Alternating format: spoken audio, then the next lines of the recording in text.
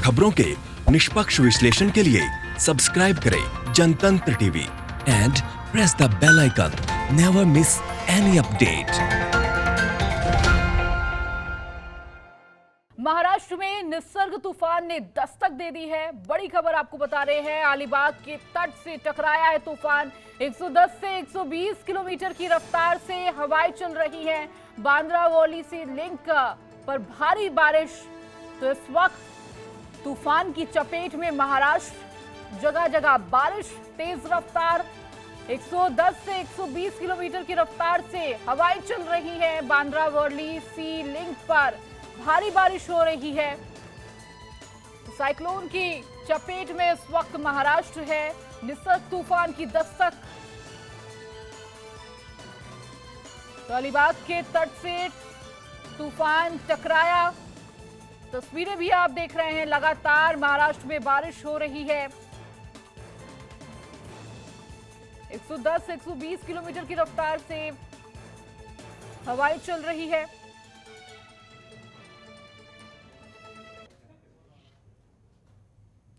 तो तस्वीरें आप देख रहे हैं।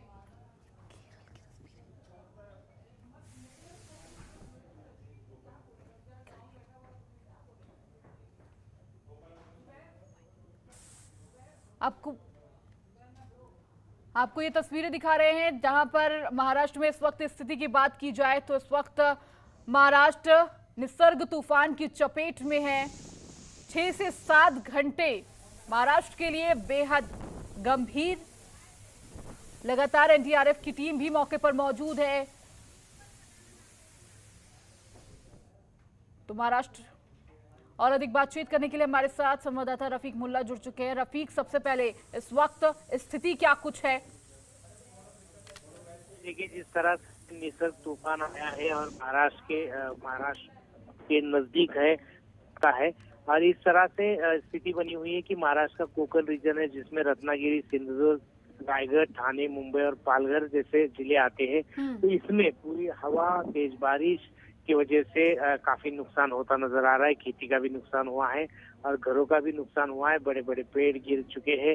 तो ऐसे इस तरह से चपेट में इस तूफान के महाराष्ट्र आता नजर आ रहा है। कुल मिलाकर बात की जाए तो इसको इस प्रभावित एरिया जो है उसमें बहुत सारी टीमें एनडीआरएफ की हो या फिर कोस्ट गार्ड की हो या नेवी की हो, स्थानीय प्रशासन की हो या महसूल विभाग की हो, सारी टीमें अपने तौर से काम कर रही है। लेकिन इस तूफान की हवा इतनी तेज है और इतनी इस तरह से बारिश भी हो रही है कि माल का नुकसान बचाया नहीं जा सकता, धन का नुकसान ना हो, इसलिए सुरक्षित स्थल पर लोगों को शिफ्ट कर दिया गया है।